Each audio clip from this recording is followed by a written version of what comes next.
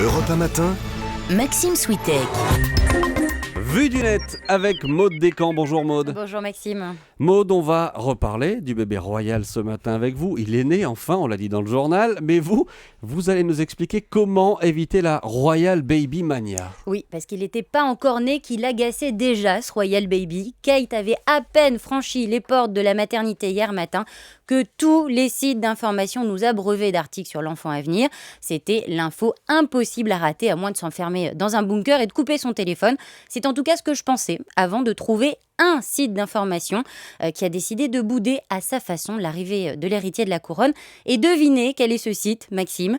C'est celui du quotidien britannique de centre-gauche, The Guardian. Et oui, c'est au sein même de la couronne que se cachait la zone interdite au bébé royal. Alors je dois pas avoir la même adresse pour le site du Guardian parce que j'y suis allé ce matin et il y a plein de choses sur le Royal Baby.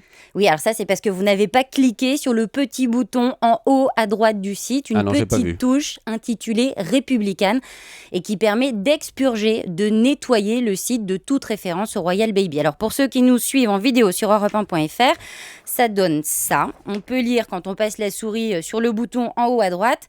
Cliquez ici, nous le faisons disparaître et en effet, toute référence à l'enfant disparaît. Quand on clique, tous les articles sur le Royal Baby Et disparaissent. voilà, le site est complètement nettoyé du Royal Baby. Et par exemple, ce matin, c'est un article sur les échauffourées de Trappes qui fait la une du site dans sa version républicaine. Mais alors pourquoi faire ce choix et risquer pour le Guardian de se priver de millions de clics sur les articles du Royal Baby ? Alors derrière ce buzz se cache en fait un acte politique du quotidien britannique qui milite depuis des années pour l'établissement d'une république en Grande-Bretagne.